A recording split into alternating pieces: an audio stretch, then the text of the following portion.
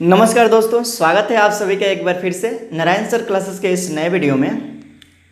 Class 10 biology में पहला अध्याय जो है जैव प्रक्रम यानी कि लाइफ प्रोसेसेस, और इसमें हम लोगों ने जान लिया है किसके बारे में, तो पोषण के बारे में, जीवों में पोषण कैसे होता है, और उसके साथ साथ हम लोगों ने पढ़ लिया है श्वसन के बारे में। अगला जैव प्रक्रम होगा वह है परिवहन। अगला जो जैव प्रक्रम होगा वो क्या है, तो परिवहन। और इस वीडियो में हम परिवहन की बात करेंगे, यानी कि जीवों में पदार्थों का कैसे परिवहन होता है, उनके शरीर में इन पदार्थों को कैसे सभी भागों में पहुंचाया जाता है, इसके बारे में इस वीडियो में आज हम जानने वाले हैं। तो शुरू करते हैं आज का ये सेशन और आज का यह वीडियो जो होगा क्लास 10 का बायोलॉजी, और इसमें हम पढ़ेंगे लेसन 1 से जो है लाइफ प्रोसेसेस, और उसका अगला जो लाइफ प्रोसेसेस होगा वह है परिवहन। परिवहन क्या होता है, यानी कि पदार्थों का शरीर में एक स्थान से दूसरे स्थान तक जाना। ये भी दो शब्दों से मिलकर के बना है परिवहन, परि और प्लस वहन। परि का मतलब होता है चारों ओर, और वहन का मतलब है कि पहुंचाना या घूमना। तो क्या मतलब यहाँ पे, पदार्थ जो है शरीर में चारों ओर जाते हैं और जिसके द्वारा जो है ऊर्जा उसके द्वारा उत्पन्न की जाती है, और जीव उन्हीं ऊर्जा की खपत करके कार्य करते हैं, यानी कि शरीर में सभी प्रकार की जैव प्रक्रियाएं करते हैं। तो इसी के बारे में हम आज बात करने वाले हैं। जैसे कि हम लोगों ने पोषण में पढ़ा कि जो पेड़ पौधे थे वे जो है स्वयं भोजन बनाते हैं, और भोजन कहाँ बनता है, पत्तियों में। उसी तरह से मनुष्य में हम लोगों ने जाना कि मनुष्य में भोजन का पाचन कहाँ होता है, तो आहार नाल में। तो ये नहीं है कि उस पचे हुए भोजन का आहार नाल में ही आवश्यकता हो, उसका तो आवश्यकता शरीर की सभी कोशिकाओं में होगा। उसी तरह से पेड़ पौधों में ये नहीं है कि पत्तियां ही उन सभी भोजन का उपयोग कर लेंगी। पत्तियों के सभी और भी भाग होते हैं, जैसे जड़ होता है, तना होता है, ब्रांचेज होते हैं, ये इन भागों को भी भोजन की आवश्यकता होती है। तो वहाँ तक भोजन को पहुँचाया जाता है किसी न किसी माध्यम के द्वारा, और जिसके द्वारा कि वहाँ पे उस भोजन को ऊर्जा में परिवर्तित किया जाता है, और उस ऊर्जा का उपयोग जो है सेल्स करती हैं या जीव करते हैं। तो इस तरह से जहाँ पे उस भोजन का निर्माण हो रहा है, या एक स्थान पे मुख्य स्रोत पे जहाँ पे भोजन है शरीर में, न्यूट्रिशन के द्वारा, पोषण के द्वारा हम लोगों ने भोजन लिया, तो एक ही स्थान पे जाएगा। जैसे कि पौधों की पत्तियों में जो है भोजन होता है, बनता है, और वहाँ से भोजन को शरीर के सभी भागों में पहुँचाया जाता है, जड़ में, तना में। उसी तरह से हम लोगों के आहार नाल में जो पचा हुआ भोजन होता है, उस भोजन को शरीर के सभी सेल्स में पहुँचाया जाता है, और जैसे ही सेल्स में भोजन जाता है, श्वसन की क्रिया में हम लोग ऑक्सीजन ग्रहण करते हैं, और वह ऑक्सीजन जो है उस सेल्स में उपस्थित भोजन का ऑक्सीकरण करता है, यानी कि उसे ऊर्जा में परिवर्तित करता है, और उस ऊर्जा का उपयोग जो है जैव क्रियाओं के लिए किया जाता है। इसके साथ ही साथ वहाँ पे कुछ अपशिष्ट बनते हैं, हानिकारक पदार्थ बनते हैं, जैसे कि CO2, यूरिया आदि जो शरीर में हानिकारक पदार्थ बनते हैं। उन अनावश्यक हानिकारक पदार्थों को फिर वहाँ तक ले जाया जाता है, उन अंग तक ले जाया जाता है जहाँ से उन अनावश्यक पदार्थ को बाहर निकाला जा सके। तो इसका मतलब ये हुआ कि भोजन को एक उनके मूल स्रोत से शरीर के सभी भागों में पहुँचाना, और शरीर के भागों से अनावश्यक एवं हानिकारक पदार्थों को उन अंगों तक पहुंचाना जहां से उसे बाहर निकाला जा सके, ये सारी प्रक्रिया जो है परिवहन की होती है। और यहाँ पे हमें पढ़ना है पौधों में परिवहन और मनुष्य में परिवहन। तो पौधों में कैसे परिवहन होता है और मनुष्य में कैसे परिवहन होता है, ये जो है हम बात करने वाले हैं। तो सबसे पहले इसकी परिभाषा देख लेते हैं। जो परिभाषा हमने लिखा, जितना अभी हमने बताया ये सारा जो है हमने इस बोर्ड पे लिख रखा है और वो होगा उसकी परिभाषा। जैसे देखिए, समस्त उपयोगी पदार्थों का उनके मूल स्रोत से, मूल स्रोत यानी कि जहाँ पे बना, जैसे पौधों की पत्तियों में भोजन बना तो हो जाएगा उसका मूल स्रोत। हम लोगों के शरीर में आहार नाल में आंत में भोजन का पाचन हुआ तो हो जाएगा मूल स्रोत। यानी कि मूल स्रोत से शरीर की कोशिकाओं तक पहुँचाना, यानी कि शरीर की समस्त कोशिकाओं तक पहुँचाना, जिस कोशिका को उसकी आवश्यकता है भोजन की वहाँ तक पहुँचाना, तथा अनुपयोगी एवं हानिकारक पदार्थों को कोशिकाओं से निकालकर, यानी कि कोशिकाओं में जो अनुपयोगी और हानिकारक पदार्थ होते हैं उसको निकालकर उन अंगों तक पहुंचाना जहां से वे शरीर से बाहर निकाल दिया जाए। यानी कि उन अंग तक पहुंचाएंगे जहां से वे अंग उसे शरीर से बाहर निकाल देंगे। ये सारी प्रक्रिया जो है कहलाती है पदार्थों का परिवहन। तो यहाँ पे परिवहन में क्या होता है, तो उपयोगी पदार्थों को शरीर की सभी कोशिकाओं में पहुंचाना और अनुपयोगी पदार्थों को उन अंगों तक पहुंचाना जहां से उसे बाहर निकाल दिया जाए। ये प्रक्रम जो है कहलाता है क्या, पदार्थों में परिवहन। तो पदार्थों में परिवहन आप जो है समझ पाए होंगे। इस परिवहन भाग में जो है पौधों में परिवहन पढ़ना है और मानव में परिवहन पढ़ना है। तो सबसे पहले हम पढ़ेंगे पौधों में परिवहन और उसके बाद से मानव में परिवहन को पढ़ेंगे। तो सबसे पहले हम जानते हैं किसके बारे में, पौधों में परिवहन के बारे में। पौधों में परिवहन, तो पौधों में परिवहन किन पदार्थों का होता है, तो पौधों में परिवहन एक तो जल व खनिज का होता है और दूसरा भोजन का होता है। किसका, तो दो तरह से पौधों में परिवहन होता है। एक किसका, तो जल व खनिज का, जल व खनिज का, और दूसरा होता है भोजन का, भोजन का परिवहन होता है। तो जल व खनिज का जो परिवहन है जिस टिश्यू के द्वारा होता है, जिस ऊतक के द्वारा होता है उसे कहा जाता है जाइलम। जाइलम ऊतक के द्वारा जल व खनिज का परिवहन पौधों में होता है। डिटेल्स में इसके बारे में हम बताएंगे। और भोजन का परिवहन पौधों में जिस ऊतक के द्वारा होता है उसे कहा जाता है फ्लोएम। पौधों में भोजन का परिवहन जो है फ्लोएम ऊतक के द्वारा होता है। यानी कि फ्लोएम के द्वारा भोजन का परिवहन होता है, भोजन को सभी भागों में पहुंचाना होता है पत्तियों से। और जल व खनिज का परिवहन जाइलम के द्वारा होता है, यानी कि जड़ से जल व खनिज का परिवहन पत्तियों तक पहुंचाने का काम कौन करता है, तो ये जाइलम करता है। अब ये कौन सी क्रिया से भोजन व जल खनिज का परिवहन करते हैं उन क्रियाओं को जान लेते हैं। तो यहाँ पे जल व खनिज का जो परिवहन होता है वह जो है वाष्पोत्सर्जन क्रिया विधि द्वारा होता है, वह मूल दाब क्रिया विधि द्वारा होता है। वाष्पोत्सर्जन क्रिया विधि द्वारा और मूल दाब द्वारा, यानी किसी को कहा जाता है रूट प्रेशर। तो इन दो क्रिया विधियों द्वारा जो है होता है क्या, तो जल व खनिज का परिवहन किसमें, तो जाइलम ऊतक में। और भोजन का परिवहन जिसके द्वारा होता है, जिस क्रिया विधि द्वारा, वह है स्थानांतरण या परासरण। स्थानांतरण और परासरण के द्वारा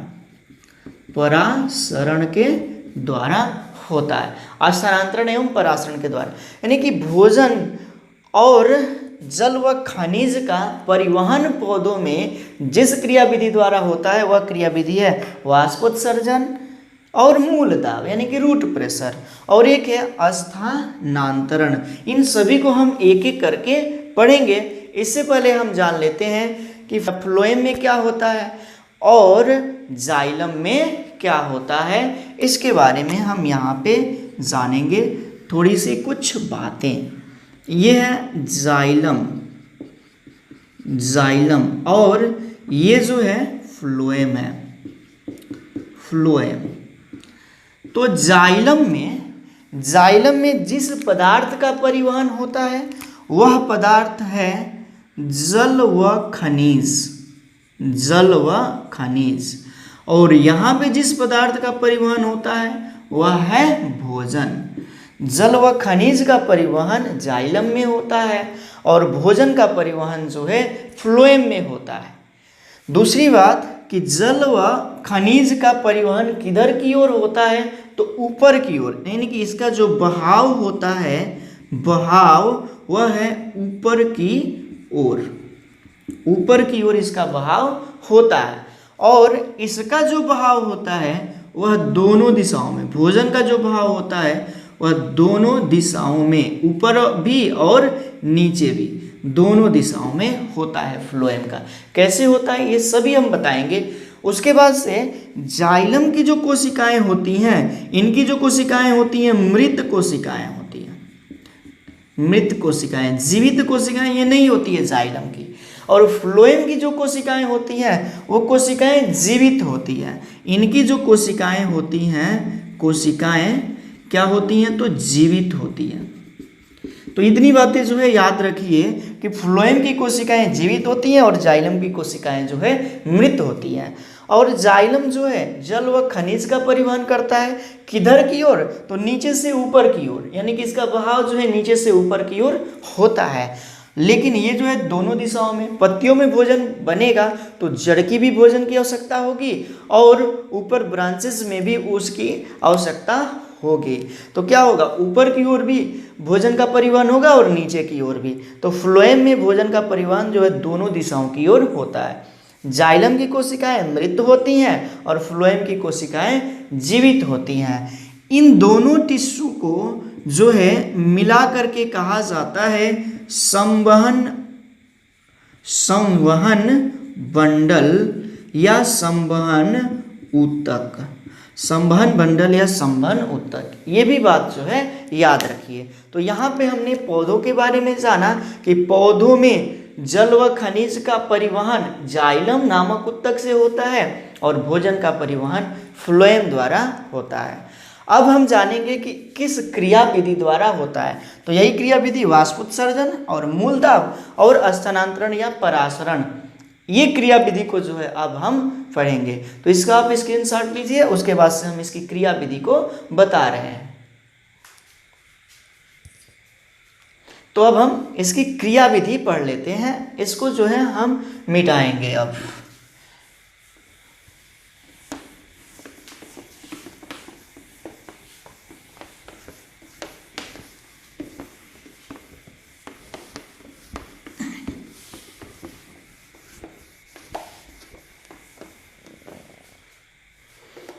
हाँ, तो अब हम जान लेते हैं क्रिया विधि, किन क्रिया विधि द्वारा जल व खनिज का और भोजन का परिवहन होता है पौधों में, इसके बारे में जानते हैं। तो सबसे पहले हम जान लेते हैं वाष्पोत्सर्जन के बारे में। अभी हमने वाष्पोत्सर्जन का नाम लिया था, वाष्पोत्सर्जन है क्या, तो इससे प्रीवियस सेशन में भी हमने वाष्पोत्सर्जन के बारे में बताया है।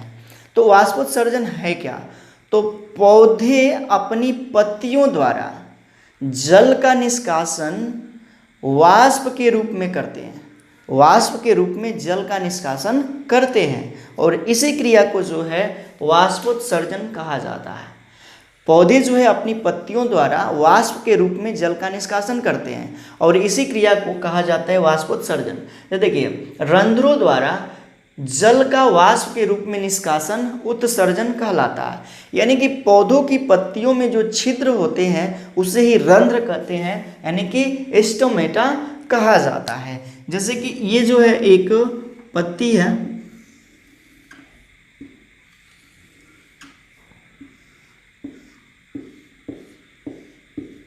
ये जो है एक पत्ती है, ठीक, और इसमें पाया जाता है रंध्र और यानी कि छिद्र। और छिद्र क्या होता है, रंध्र क्या होता है, तो पत्तियों के नीचे रोए जैसी आकृति होती है। जैसे कि ऊपरी भाग को जो है हम लोग छूते हैं तो चिकना महसूस होता है और निचले भाग को पत्तियों का छूते हैं तो क्या होता है, खुरदरा दिखता है। यानी कि खुरदरापन किस कारण होता है, तो इस रंध्र के कारण होता है, यानी कि पत्तियों में रंध्र पाए जाते हैं जिससे स्टोमेटा भी कहा जाता है। और उसी रंध्र के द्वारा ये जो है जल को वाष्प के रूप में निष्कासित करते हैं, और पत्तियों द्वारा जल का वाष्प के रूप में निष्कासन कहलाता है वाष्पोत्सर्जन।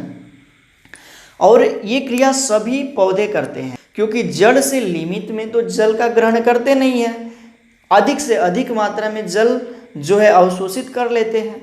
अब उस जल का जो है अतिरिक्त जल का जो है पौधों के अंदर तो कोई कार्य होता नहीं है, तो उस अतिरिक्त जल को निकालना भी पड़ता है, और निकालने के लिए जो है ये क्या करते हैं, वाष्पोत्सर्जन की क्रिया करते हैं, यानी कि उसे वाष्प के रूप में बाहर निकालते हैं। कहाँ से निकालते हैं, तो पत्तियों में पाया जाता है स्टोमेटा यानी कि रंध्र, उसी से जो है इस जल का अतिरिक्त जल का वाष्प के रूप में बाहर निकालते हैं, और यही क्रिया जो है कहलाती है वाष्पोत्सर्जन की, यही क्रिया जो है वाष्पोत्सर्जन की कहलाती है। अब देख लेते हैं कि कौन सा पौधा जो है एक दिन में, किस पौधे की पत्तियां जो है एक दिन में कितना जल का वाष्पोत्सर्जन करती हैं, यानी कि जल का निष्कासन करती हैं, बाहर निकालती हैं। तो एक मक्का का जो पौधा है प्रतिदिन, मक्का का जो पौधा है प्रतिदिन 3 से 4 लीटर जल निकालता है। मक्के के पौधे की जो पत्तियां होती हैं प्रतिदिन 3 से 4 लीटर जल को बाहर निकालती हैं वाष्पोत्सर्जन के द्वारा। उसके बाद से एक सेब का जो पौधा है वह 10 से 20 लीटर प्रतिदिन वाष्पोत्सर्जन करता है, यानी कि जल को वाष्प के रूप में हवा में उड़ा देता है। उसके बाद से आगे देखते हैं तो एक पत्ता, किसी भी पौधे का जो एक पत्ता होता है अपने भार के बराबर जल 1 घंटे से भी कम समय में निकाल देता है।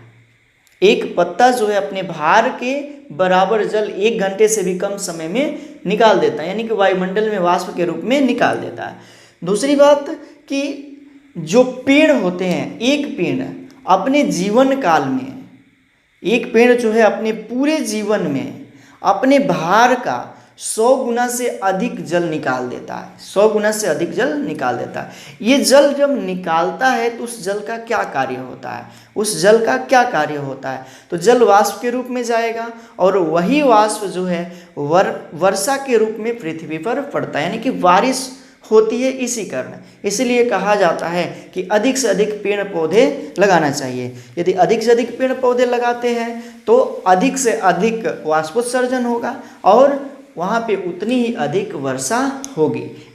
यही कारण है कि कहा जाता है कि ज़्यादा से ज़्यादा पेड़ पौधे लगाना चाहिए, ज़्यादा से ज़्यादा पेड़ पौधे लगाना चाहिए। क्यों? क्योंकि ज़्यादा से ज़्यादा पेड़ पौधे लगाएंगे तो ज़्यादा वाष्पोत्सर्जन होगा, और वाष्पोत्सर्जन जितना ज़्यादा होगा उतनी ही अधिक बारिश होगी। तो उम्मीद है कि आप जो है इतना बात समझ लिए हैं। अब जो है हम आगे बढ़ेंगे कि कैसे वाष्पोत्सर्जन पेड़ पौधे करते हैं, किस तरह से वाष्पोत्सर्जन पेड़ पौधे करते हैं, इसके बारे में अब हम जान लेते हैं। तो हम जो है यहाँ पे एक बना लेते हैं पेड़,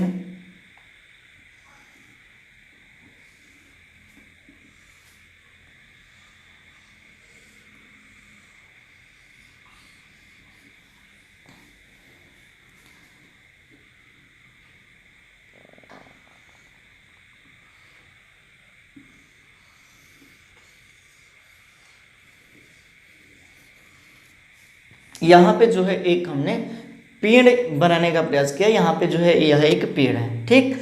अब जो है ये जो है इसका जाइलम उत्तक है, यहाँ पे पत्तियाँ हैं, यहाँ पे पत्तियाँ हैं, और ये जो है इसका क्या है, जाइलम उत्तक है।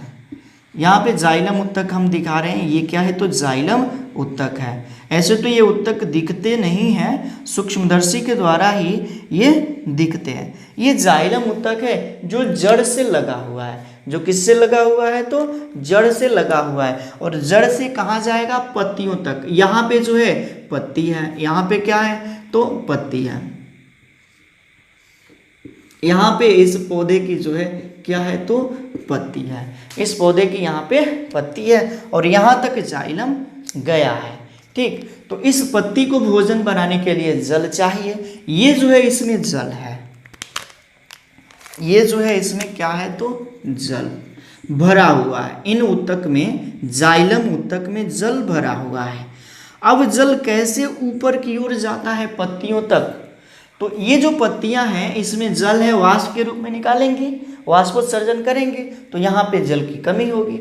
जब जल की कमी होगी तो एक गुण होता है जल का, अपने अधिक सांद्रता से कम सांद्रता की ओर जाना, यानी कि अधिक सांद्रता से कम सांद्रता की ओर जाना। यानी कि जल है और यहाँ पे पत्ती में जल है और इस ऊतक में जल है, ठीक। तो पत्ती तो वाष्प के रूप में जल को निकाल दिया, तो यहाँ पे जल की सांद्रता हो गई कम और यहाँ पे जो है जल की सांद्रता है अधिक। जब जल की सांद्रता है अधिक तो क्या होगा, ये जो जल है यहाँ पे जाएगा, पत्ती में चला जाता है, क्योंकि अधिक सांद्रता से कम सांद्रता की ओर जल जाता है। अधिक सांद्रता, जहाँ पे जल की सांद्रता अधिक हो उधर से कम सांद्रता की ओर जल जाता है। तो यहाँ पे जल जाए, यहाँ पे कमी हो गया जल का। अब क्या होगा, ये वाला जल जो है यहाँ पे जाएगा, क्योंकि यहाँ पे अधिक है और यहाँ पे कम है। उसके बाद से फिर ये जल इधर जाएगा, ये वाला जल यहाँ, इस तरह से जो है वैकेंसी क्रिएट होती चली जाएगी और जल जो है ऊपर की ओर चला जाएगा। जल जो है ऊपर की ओर जाता रहेगा और एक समय ऐसा आएगा कि जड़ की कोशिका वाले के पास वाला जो ऊतक है, जाइलम ऊतक, वहाँ पर भी जल की कमी हो जाएगी और जिस कारण कि वह क्या करेगा, इस जड़ से भूमि से जो है जल खींच लेगा, जल अवशोषित कर लेगा। तो इस तरह से वाष्पोत्सर्जन के कारण जल की कमी हुई और सभी ऊतक में जल की कमी होने लगी, जिस कारण से कि भूमि से जल ऊपर की ओर गया। तो इस तरह से जो है वाष्पोत्सर्जन की क्रिया द्वारा जो है क्या होता है, जल ऊपर की ओर जाता है, क्योंकि यह मृदा और यहाँ पे होता है जल व खनिज और जल व खनिज जो है यहाँ से जाते हैं कहाँ पे, पत्तियों तक। पत्तियाँ जो है वाष्पोत्सर्जन के रूप में जल को निकालती रहती हैं, यानी कि उसके पास जल की कमी होता रहता है और जिस कारण से नीचे से ऊपर की ओर जल ज़्यादा रहता है वाष्पोत्सर्जन की क्रिया द्वारा। तो इतनी जो है बात आप समझ लिए हैं, इसका आप स्क्रीनशॉट लीजिए और अब हम आगे जानेंगे मूल दाब के बारे में। चलिए तो अब देख लेते हैं मूल दाब के बारे में।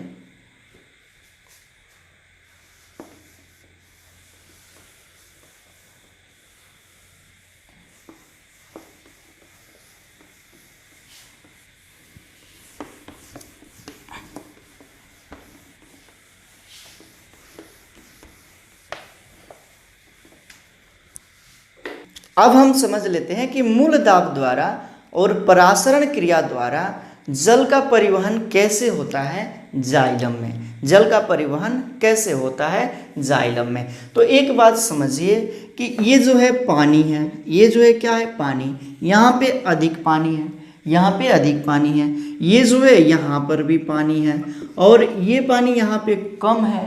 अब क्या होगा, यहाँ पे पानी की सांद्रता अधिक है, यहाँ पे पानी की सांद्रता कम है, तो ये जो पानी है अपनी अधिक सांद्रता से कम सांद्रता की ओर जाएगा।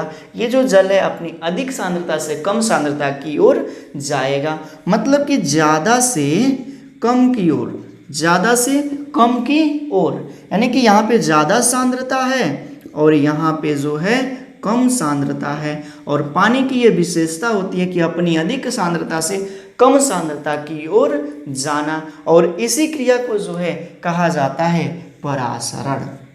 परासरण की क्रिया क्या है, तो पानी का अपनी कम सांद्रता से अधिक सांद्रता की ओर जाना। एक जो है ये जो है एक डिटेल्स टॉपिक है, एक बड़ा टॉपिक है, विलयन का है, लेकिन यहाँ पे बस इतना ही समझिए कि परासरण में क्या होता है कि पानी अपनी अधिक सांद्रता से कम सांद्रता की ओर जाता है, अपनी अधिक सांद्रता से कम सांद्रता की ओर जाता है। अब देखिए ये है मृदा। मृदा में क्या है, पानी और खनिज। भूमि में क्या है, पानी और खनिज। और भूमि में होती है पेड़ की, पौधों की जड़ें होती हैं और ये जो जड़ें होती हैं उससे हेयर लाइक स्ट्रक्चर निकले होते हैं और उसको कहा जाता है रूट हेयर। रूट हेयर कहा जाता है।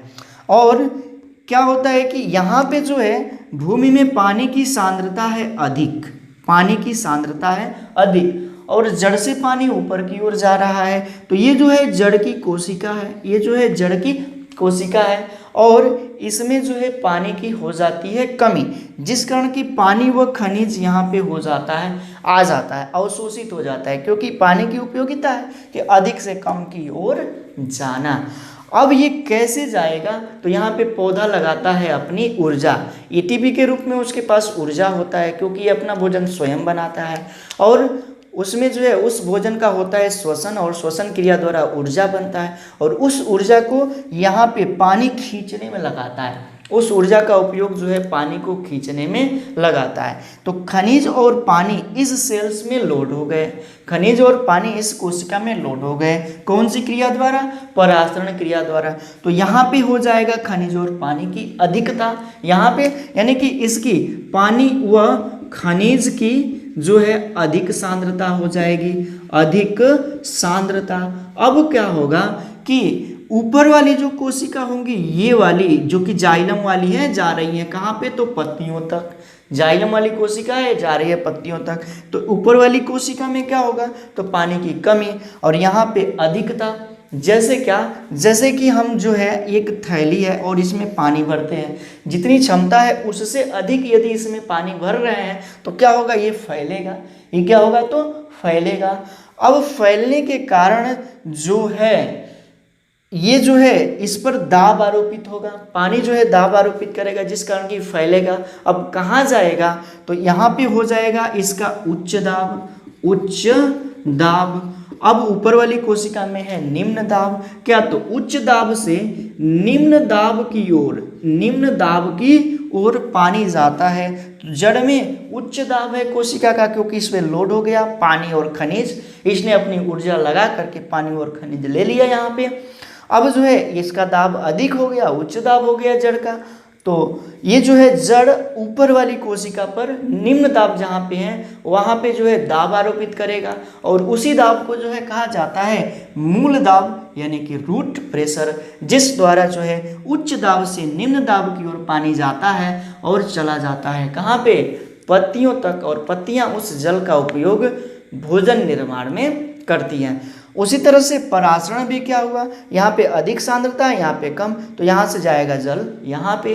उसके बाद से फिर ऊपर वाली कोशिका में कम होगा सांद्रता, तो जल जो है नीचे से ऊपर की ओर जाएगा, इस तरह से बढ़ते बढ़ते पहुँच जाएगा पत्तियों में। तो ये है यहाँ पे जो है जहाँ पे ज़्यादा दाब होता है, जहाँ पे ज़्यादा सांद्रता होता है, वहाँ से जो है पानी और खनिज कम सांद्रता की ओर जाते हैं, किसमें, तो जाइलम नामक टिश्यू में, जाइलम नामक उत्तक में, और पहुंच जाते हैं पत्तियों तक। इस क्रिया विधि द्वारा जो है जाइलम का नीचे से, इस क्रिया विधि द्वारा जो है जाइलम द्वारा नीचे से ऊपर की ओर पत्तियों तक खनिज का परिवहन होता है। तो मूल दाब के द्वारा कैसे परिवहन होता है जल व खनिज का, ये हमने बता दिया। अब जो है हम कुछ और बातें करेंगे और जानेंगे कि भोजन का परिवहन कैसे हो रहा है, भोजन का परिवहन कैसे हो रहा है इसी वीडियो में, तो उसके भी बारे में हम देख लेंगे। तो इसे जो है आप स्क्रीनशॉट लीजिए और अब हम जो है उसके बारे में देखते हैं भोजन का परिवहन।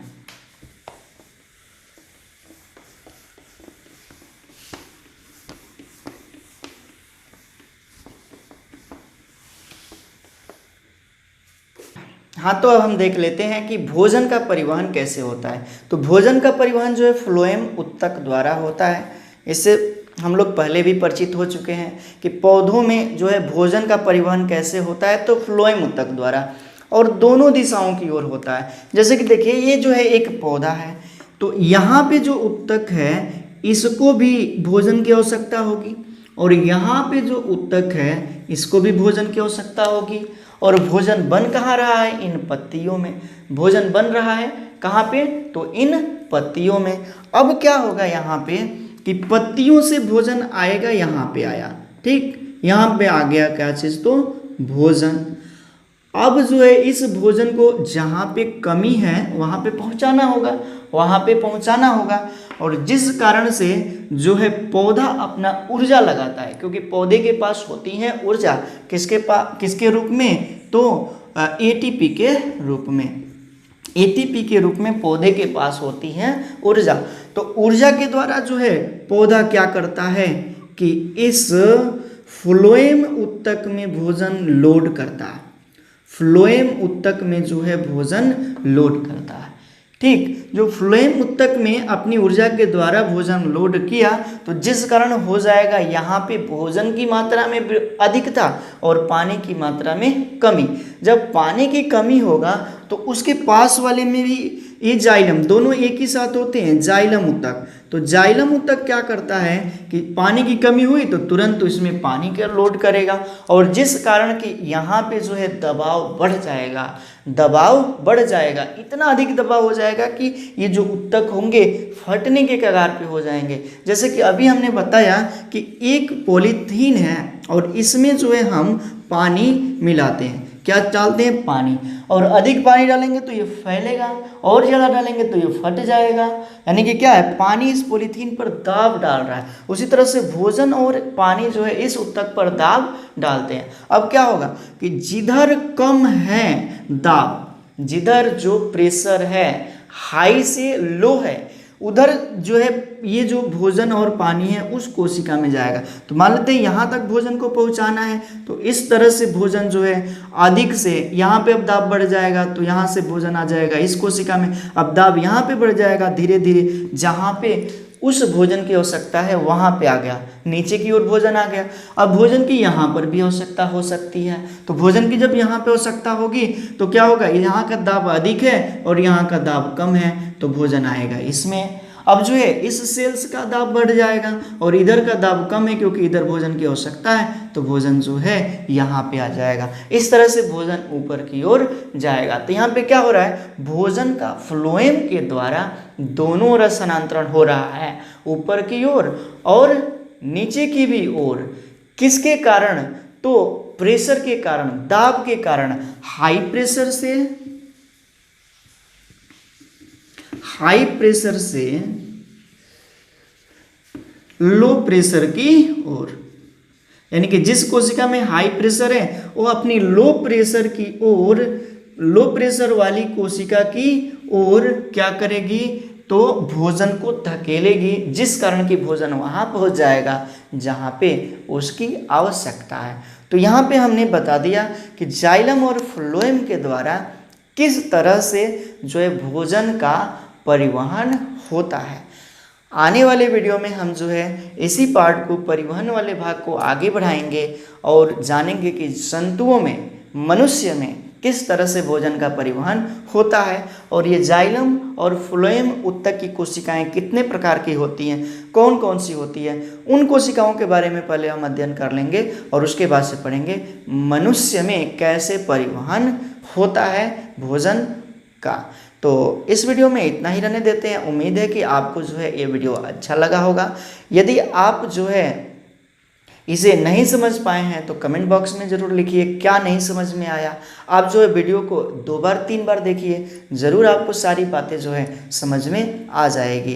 तो उम्मीद है कि आपको जो है ये पूरा वीडियो अच्छा लगा होगा। यदि अच्छा लगता है तो आप जो है कमेंट कीजिए, और यदि आप चैनल पे नए हैं तो आपको एक काम करना होगा, चैनल को सब्सक्राइब कर लीजिए ताकि मैं जब भी वीडियो डालूं तो उसका नोटिफिकेशन आपके यहाँ पहुँच जाए। इसके साथ ही साथ जो बेल आइकन है उसको प्रेस कीजिएगा, तो ऑल नोटिफिकेशन पर सेट कर लीजिएगा उसे, और इससे ये होगा कि आपको जो है तुरंत वीडियो का नोटिफिकेशन मिल जाएगा। तो मिलते हैं अगले वीडियो में, तब तक के लिए thank you, thanks for watching. जुड़े रहिए नारायण सर क्लासेस के साथ।